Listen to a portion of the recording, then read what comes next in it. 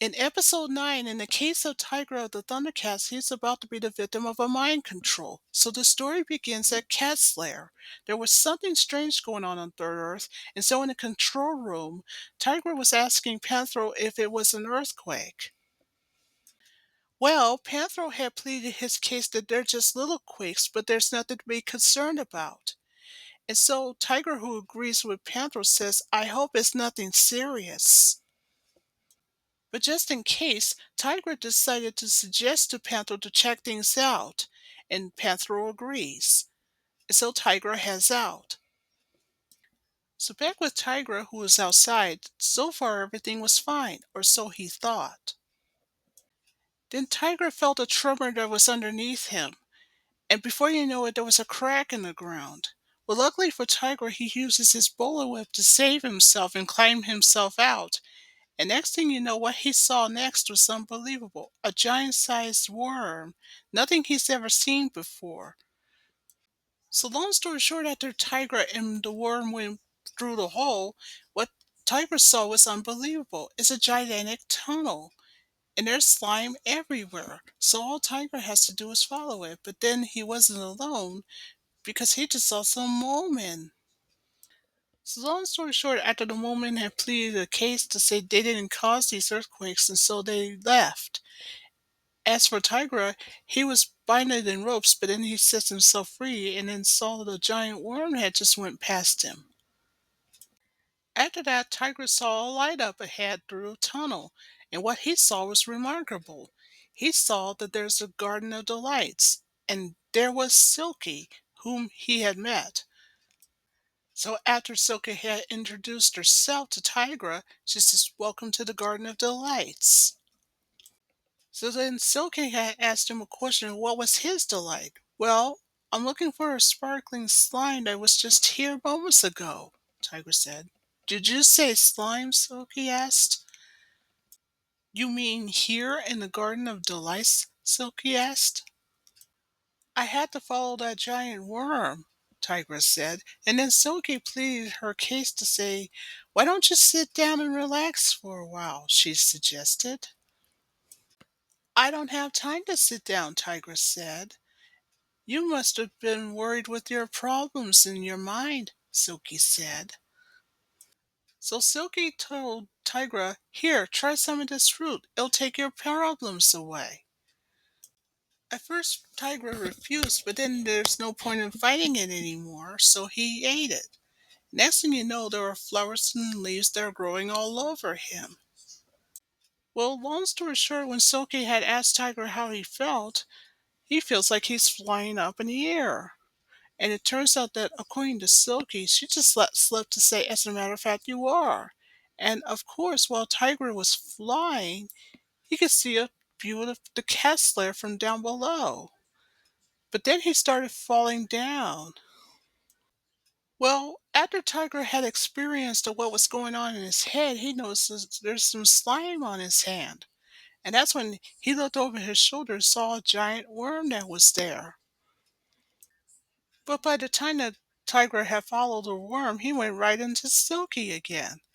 What's the matter? Silky asked. Did the fruit bite you? At first he tried to resist, and then he tried to fight it. But then he asked a question. Do you have any more of that? That fruit? But Tygra doesn't even know it yet, but Silky was really Mumm-ra in disguise.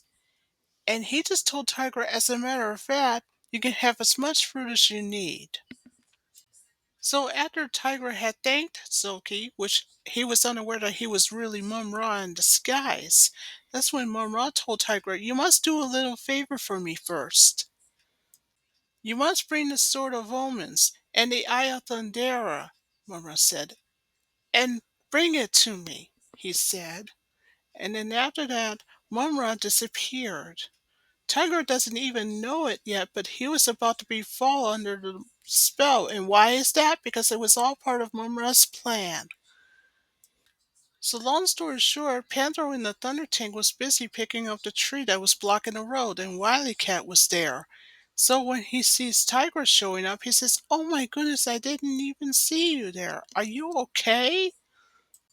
So Tiger says, I'm fine, Panthro, just fine, and he heads off to the lair. Now Panthro could tell that there was something off with him, and so did Wily Cat. What was going on here? What's wrong with Tigra? So back with Tygra, the first thing he did was to stop by the sword chamber. He wanted to take the Sword of Omens as a favor from Mumm-ra, but the power from the eye had blinded Tygra, and so Tygra ran off. And when Lionel showed up, he couldn't help but wonder what was going on with him. So long story short, back with Why the Cat and Panthro, that's when Why the Cat tries to maintain control of the Thunder Tank, but unfortunately, it fell into the crevice. Well, luckily the tank survived intact, and so were Panthro and Wily Cat. But then Chitara says, Are you two okay down there? So Chitara says, Hold on, we'll drop you a line. Okay, Panthro says, Go ahead, and when you do, come down here, he suggested. So Chitara and Lina went ahead and joined up with Panthro and Wily Cat, and they saw the biggest tunnel they've ever seen. Now that's the same tunnel that Tigress saw. Then, long story short, back with Tygra in Tigra's room, he was having nightmares. No matter what he tried to do to go to sleep, it was just no use. But finally, he goes to the sword chamber. Long story short, back with the three Thundercats who just got out of the tunnel, and so did Panther. He was the last to get out, and along with the Thunder Tank. Luckily, they all survived intact. Back with Tygra, who just left the sword chamber moments ago, he then left the lair, but guess what he has? He has Lionel's sword with him, and it's covered with a cloth, of course, so he heads back to the Black Pyramid. So meanwhile, the Pyramid's tomb chamber, Mumm-ra started pleading his case, examining the sword, and said that this legendary sword cannot be used for evil purposes. But he then pleaded his case that there must be a way somehow. But every time he tries to touch it, the Eye of Thundera's power would react.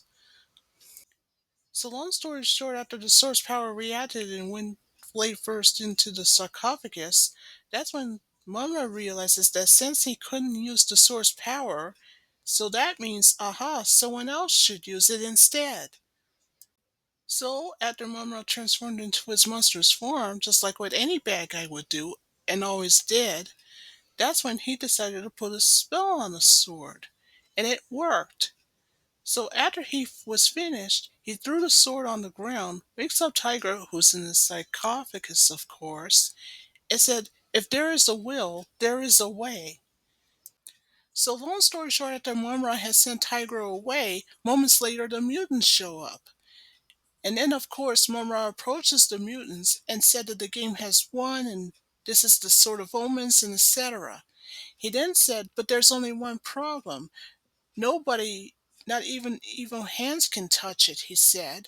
And of course, Slythe, the leader of the mutants, started pleading his case to say that he was aware of it and that he and his mutants had learned that the hard way the first time.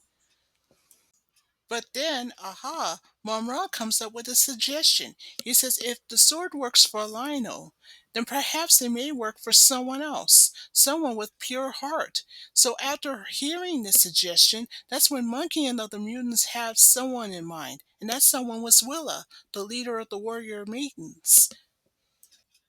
So Monkey and other mutants was sent on his way to find Willa, the leader of the warrior mutants. But he didn't have to look that far, so when he threw the sword at her, and then Willow looked over to attack Monkey and up in a tree, that's when she spotted the exact same sword that Lino had. And when she touched it, she somehow projected in the tomb chamber of the Black Pyramid. And that's when she was face to face with Mumm-ra for the very first time. So Willow says, What's going on here? Where am I? Welcome to the Black Pyramid, Mumm-ra said. But there's only one problem. You'll never find your way out of here. Then Mumm-ra started explaining to Willa to say, What you're holding in your hands is the mystical Sword of Omens. Lionel had once had such a sword, and now you do, Mumm-ra said. Then Mumm-ra says, Just pay attention. What you're holding in your hand is the power that Third Earth has ever seen, and with it, the universe itself. That's what you're holding right now, Mumm-ra said. But Willa soon declined Mumm-ra's suggestion to have her rule Third Earth herself. But Mumm-ra had to convince her otherwise. He said you could be the queen of them all, including the universe of itself, Mumm-ra said. Go ahead, Mumm-ra said. Try the sword out. See for yourself. And so Willa did. So just like what Lionel did, Willa looked through the sword's eye. And then she saw Tygra, who took the sword from the Kessler's sword chamber earlier that day. So after Willa saw through the sword's eye about what had happened, that's when Mumm-ra asked her if she saw anything. Well, Willa not only said that she did, but she told him that she didn't see a thing. Nothing. And when she said that, that made Mumm-ra upset. Don't lie to me, Mumm-ra said after he claims his case that what Willa said was a lie. Then Willa says, wait, I see the future. Willa, queen of the universe and of the earth, she said. So then after hearing this, Mumm-ra says, aha, just as I suspected. But that, of course, was a lie. But Mumm-ra was unaware of it. So, after Willa trying out the sword's power for the very first time, that made Mumm-ra very pleased to say that it worked. It really worked. So, meanwhile, back at Cat's lair, there's Snarf. He's cleaning up Tiger's room, and it was a mess. And that's when Panthro comes in.